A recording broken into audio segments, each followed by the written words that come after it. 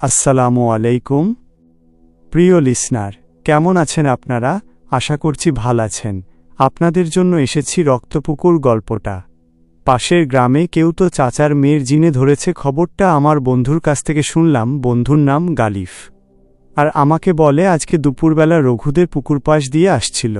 ও ওদিকে দেখে ভয়তে একটা দৌড় মারে, আর বাড়ির সামনে সব গান হয়ে যায়। তারপর ওকে ওর মা বাবা তুলে নিয়ে ঘরে নিয়ে যায়। আরও জানি কেমন করছিল, কেমন শব্দ বের করছে, আর ছেলের সাথে কথা বলার চেষ্টা করছে, তার দিকে ভয়ানক দৃষ্টিতে দেখাচ্ছে। আমি শুনে অবাক। আমি তখন বলি, চল আমাকে নিচল দেখা। ও বলে, ঠিক আছে বন্ধু, আয় গালিফ আমাকে নিয়ে। এই চাচার বাড়িতে যাই, গিয়ে দেখি মেয়েটা যেন কেমন করছে। আর একটা কবিরাজ মেয়েটার সামনে নিয়ে এসে কবিরাজ মেয়েটার বলে, তোর নাম কি? মেয়েটা চুপ করে থাকে, আবার জিজ্ঞেস করে, তোর নাম কি? না হলে দিলাম পানির ছিটা। ও তখন কিছু বলে না। দ্বিতীয়বার পানির বোতল নিয়ে বলে, নাম বলবি না তো? ঠিক আছে, তোর দিকে জমজমের পানি ফেলছি। মেয়েটা তখন অট্টহাসিতে ফেটে পড়ে। কিছুক্ষণ পর বলে, তুই আমার কিছুই করতে পারবি না। আমি কে তুই জানিস? না হলে আমার সাথে গেম খেলতে আসিস না। তোকে ব্যাট দিয়েছি, ধরে রাখ শক্ত করে, বেশি বেয়ারা করলে আউট করে দিব। কিন্তু সারা জীবনের জন্য বলে কবিরাজ হাওয়ায় ভাসতে থাকে। আর মেয়েটা তখন অট্টহাসিতে ফেটে পড়ে। আজ হঠাৎ করে কবিরাজকে মাটিতে ফেলে দেয়। তারপর কবিরাজকে ধরলেও কবিরাজ গ্রামের মানুষদের বলে, এটা আমার পক্ষে সম্ভব না, অন্য কোনো কবিরাজ নিয়ে এসে দেখো তোমরা, আমার পক্ষে এটা সম্ভব না। এই বলে চলে যায় কবিরাজ। গ্রামের মানুষ তখন পড়ে যায় একটা চিন্তায়। তারপর অনেক বড় একটা কবিরাজ নিয়ে আসে তারা। কবিরাজ এসে তখন বলে, বুঝতে পারছি এখানে জিন পরীর আছর আছে। গ্রামের মানুষ তখন বলে, এখন কিভাবে তাহলে? কবিরাজ বলে, আমি দেখছি কি করা যায়। আমি সন্ধ্যাবেলা আসব, তোমরা আমার জন্য কিছু শুকনো কাঠ আর কিছু জিনিস নিয়ে আসবে। গ্রামের মানুষ তখন রাজি হয়ে যায়। আর তাই রাতের বেলা কবিরাজটা আসলে কবিরাজের বিদ্যা শুরু করে। সেই মেয়েটির উপর জিনটা আসে আর বলে, কেন নিয়েছিস আমাকে? এর পরিণতি ভালো হবে না। তোরা কি জানিস না আমি কে? কবিরাজ বলে, তুই এই মেয়েটার কাছ থেকে এখনই চলে যাবি, না হলে তোকে বন্দি করব। জিনটা বলে, ঠিক আছে কবিরাজ, দেখি। এমন কথা বলতে কবিরাজ তখন রেগে যায় এবং তাকে বন্দি করতে শুরু করে। কিন্তু একই, তাকে তো বন্দি করা যাচ্ছে না। তখন হাসতে হাসতে জিনটা বলে, আমি কোনো গোত্রের জিন, তুই জানিস না? ৭০,০০০ কোটি রানীর গোত্রের জিন, সোহানাপরীর কর্মচারী।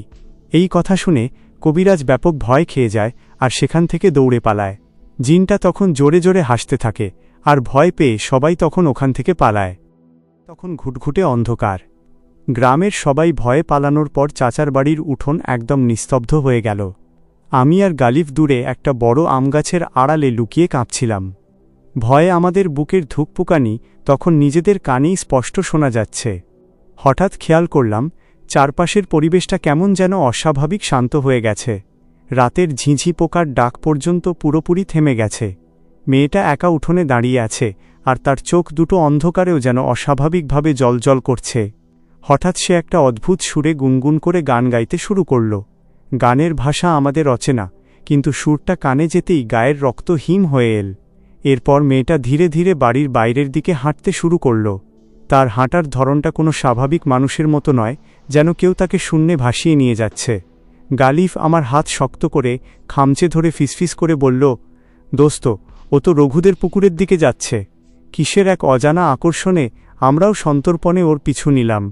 রঘুদের সেই পুকুর পাড়ে পৌঁছে আমরা যা দেখলাম, তার জন্য আমরা কেউই প্রস্তুত ছিলাম না।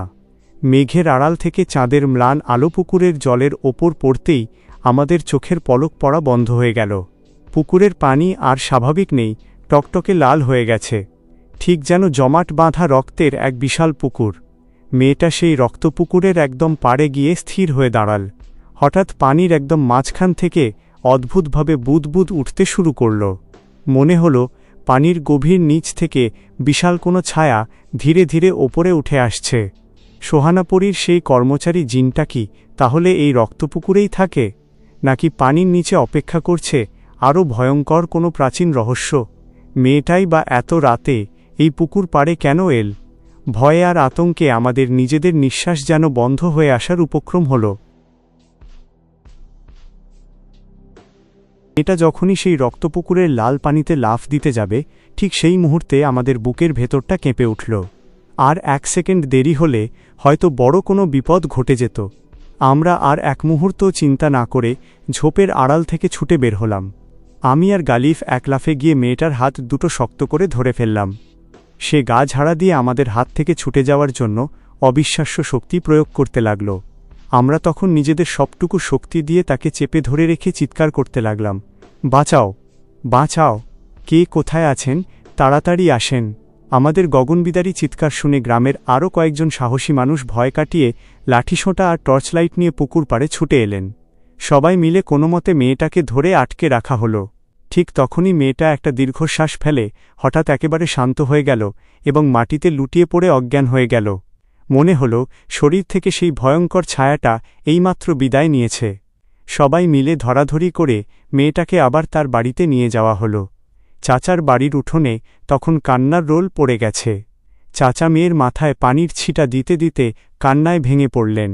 এমন সময় ভিড়ের মধ্য থেকে গ্রামের এক মুরব্বী এগিয়ে এসে বললেন, এই জিন যে সে জিন না, সাধারণ কবিরাজে এর সমাধান হবে না।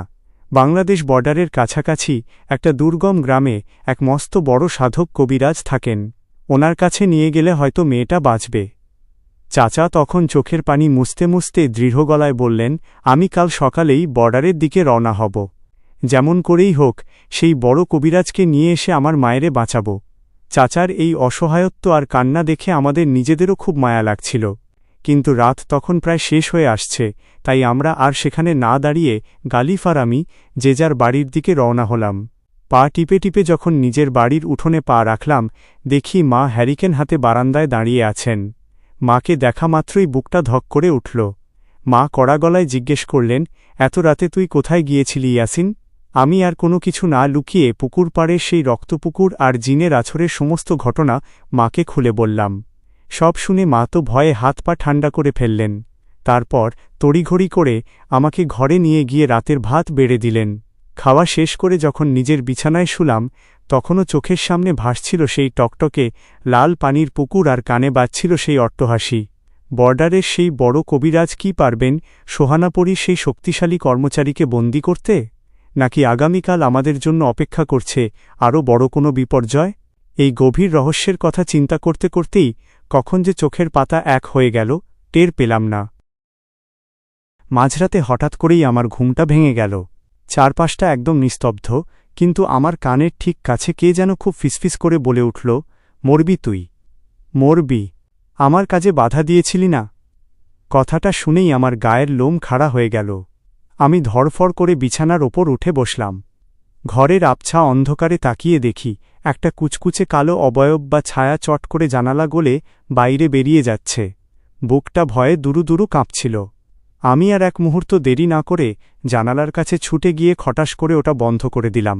টেবিলে রাখা জগ থেকে এক গ্লাস পানি খেয়ে কোনোমতে ঢকঢক করে গিলে আবার কম্বল মুড়ি দিয়ে শুয়ে পড়লাম। কিন্তু বাকি রাতটুকু আর চোখের পাতা এক করতে পারলাম না। সকালে ঘুম থেকে উঠেই আমি গালিফের কাছে ছুটে গেলাম এবং রাতের সব ঘটনা খুলে বললাম। সব শুনে গালিফ কপালে হাত দিয়ে বলল, কি বলিস তুই? কাল রাতে ঠিক একই রকম একটা কালো ছায়া আমিও আমার ঘরের জানালার বাইরে দেখেছি রে। আমি তখন গম্ভীর হয়ে বললাম, এভাবে আর বসে থাকা যাবে না দোস্ত, এর একটা সমাধান আমাদের করতেই হবে। চল, আমরাও চাচার সাথে বর্ডারের সেই বড় কবিরাজের কাছে যাই। গালিফও আমার কথায় রাজি হয়ে গেল।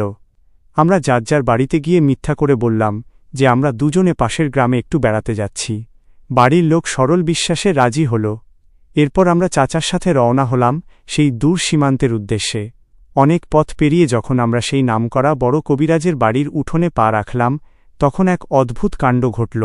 আমাদের দেখে সেই বৃদ্ধ কবিরাজ আসন ছেড়ে হড়বড় করে উঠে দাঁড়ালেন এবং আচমকা ভীষণ ভয় পেয়ে কয়েক কদম পিছিয়ে গেলেন। তার চোখ দুটো যেন কোটর থেকে ঠিকরে বেরিয়ে আসতে চাইল। কবিরাজের এমন অদ্ভুত আচরণ দেখে আমি কিছুই বুঝতে পারলাম না। গালিফ একবার আমার দিকে আর একবার কবিরাজের দিকে হা করে তাকাতে লাগল। চাচা অবাক হয়ে জিজ্ঞেস করলেন, কি হয়েছে বাবা? আপনি এই সাধারণ ছেলেটাকে দেখে এভাবে ভয় পাচ্ছেন কেন? কবিরাজ তখন কাঁপানো গলায় চাচার দিকে তাকিয়ে বললেন, এর ভেতর যে আছে সে ভীষণ শক্তিশালী, তার শক্তির সাথে এই দুনিয়ার কোনো কিছুর তুলনা হয় না। তারপর চাচার দিকে আঙুল উঁচিয়ে বললেন, তোমার মেয়ের কাজটা আমি করে দিতে পারব, কিন্তু এই ছেলের কাছে যে ছায়াটা আছে তার সামনে আমার কোনো ক্ষমতাই নেই। আমি তখন চরম অবাক আর বিরক্ত হয়ে জিজ্ঞেস করলাম, কার কথা বলছেন আপনি? আমার সাথে তো কিছুই হয়নি। কবিরাজ তখন মাথা নাড়তে নাড়তে বললেন, সে অনেক শক্তিশালী রে বাবা, আমি কেন আমার মতো একটা কবিরাজ আসলেও তার নখের যোগ্যও হতে পারবে না। আমার মনে হলো কবিরাজের হয়তো বয়স হয়েছে, তাই মাথা খারাপ হয়ে গেছে আর উল্টোপাল্টা বকছে। আমার সাথে তো কোনো অতিপ্রাকৃতিক ঘটনা ঘটেনি, শুধু কাল রাতে একটা ছায়া দেখেছি, অথচ উনি এমন মারাত্মক কথা বলছেন। তাই আমি আর কথা না বাড়িয়ে চুপ করে রইলাম। কবিরাজ এরপর চাচার মেয়ের জিনের আছর ছাড়ানোর জন্য কিছু তাবিজ আর দিকনির্দেশনা দিলেন। কাজ শেষ করে আমরা আবার চাচার সাথে ওনার বাড়ির উদ্দেশ্যে রওনা হলাম। কিন্তু ফেরার পথে কবিরাজের সেই ভয়ঙ্কর কথাগুলো আমার মাথায় হাতুড়ির মতো ফাটতে লাগল। আমার ভেতর আসলে কে বা কি লুকিয়ে আছে, যা একজন মস্ত বড় কবিরাজকে ওভাবে কাঁপিয়ে দিল? বাড়িতে ফিরে চাচার মেয়ের গলায় কবিরাজের দেওয়া তাবিজটা পরিয়ে দিতেই এক অদ্ভুত কাণ্ড ঘটল। মেয়েটা কেমন যেন অদ্ভুতভাবে গোঙাতে লাগল, তার শরীরটা ধনুকের মতো বেঁকে গেল। ঠিক তার পরেরক্ষণেই সে ধপ করে মাটিতে পড়ে অজ্ঞান হয়ে গেল। কিছুক্ষণ পর যখন তার জ্ঞান ফিরল, সে চারপাশটা অবাক হয়ে দেখে বলল, বাবা, আমি এখানে কেন? কি হয়েছে আমার? আমরা সবাই স্বস্তির নিঃশ্বাস ফেললাম। বোঝা গেল বর্ডারের সেই বড় কবিরাজের তাবিজের জোরেই জিনের আছর কেটে গেছে। তবে চলে যাওয়ার ঠিক আগের মুহূর্তে ঘরের কোণ থেকে একটা ফিসফিসে ক্রুদ্ধ কণ্ঠস্বর ভেসে এসেছিল, সবাইকে দেখে নেব। সব শেষ করে যখন নিজের বাড়ির পথে রওনা হলাম, তখন রাত বেশ গভীর। নিস্তব্ধ গ্রামীণ পথ দিয়ে একা একা হাঁটার সময় বারবার মনে হচ্ছিল আমার ঠিক পাশ দিয়ে ছায়ার মতো কেউ একজন হেঁটে চলেছে। আমি চমকে উঠে আশেপাশে তাকালাম, কিন্তু কোথাও কেউ নেই। একটু সামনে এগোতেই হঠাৎ করে কার সাথে যেন আমার সজোরে ধাক্কা লাগল। আমি কপালে হাত দিয়ে তাকালাম এবং যা দেখলাম তাতে আমার মুখের ভাষা হারিয়ে গেল। চাঁদের আলোয় আমার সামনে দাঁড়িয়ে আছে অপরূপ সুন্দর এক মেয়ে। তার চোখ দুটো আমার দিকে একভাবে নিবদ্ধ, আর সবচেয়ে আশ্চর্যের বিষয় হল তার পিঠে দুটো চমৎকার ডানা। ভয়ে আমার পা কাঁপতে লাগল। বর্ডারের সেই কবিরাজের কথাগুলো তড়িৎবেগে আমার মাথায় খেলে গেল। তবে কি উনি এই পরীর কথাই বলছিলেন?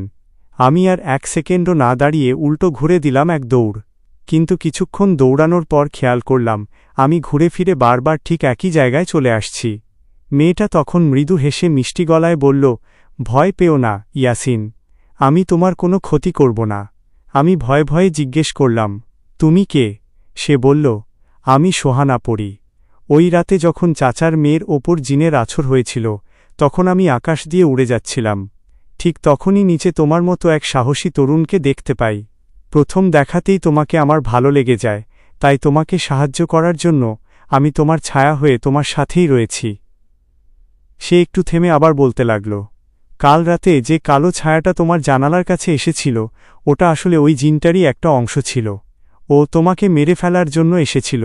আমি যদি ঠিক সময়ে ওর গলা চেপে ধরে জানালা দিয়ে বাইরে আছাড় না দিতাম, তবে ও তোমার বড় ক্ষতি করে ফেলত। তখন ও পালিয়ে গিয়েছিল, কিন্তু আজ যখন কবিরাজের তাবিজে ও মেয়েটার শরীর থেকে পুরোপুরি বের হয়ে আসে, তখন আমি বাইরে ওর জন্য অপেক্ষা করছিলাম। মেয়েটার শরীরের ভেতরে থাকলে, ওকে মারলে মেয়েটারও ক্ষতি হতো, তাই ও বাইরে আসতেই আমি ওকে চিরকালের জন্য শেষ করে দিয়েছি। সব শুনে আমার মাথায় যেন আকাশ ভেঙে পড়ল। আমি কোনোমতে ঢোক গিলে বললাম, তাহলে আপনি এখন আপনার মতো চলে যান, আমাকে আমার মতো থাকতে দিন। দয়া করে আমার পিছু ছাড়েন। আমার এমন রুক্ষ কথা শুনে মেয়েটার সুন্দর মুখটা মলিন হয়ে গেল। সে মন খারাপ করে বলল, এভাবে বলছো কেন? আমি তো তোমাকে সাহায্যই করেছি। আমি আমতা আমতা করে বললাম, হ্যাঁ, সাহায্য করার জন্য ধন্যবাদ। এই বলে আমি আবার বাড়ির দিকে হাঁটতে শুরু করলাম।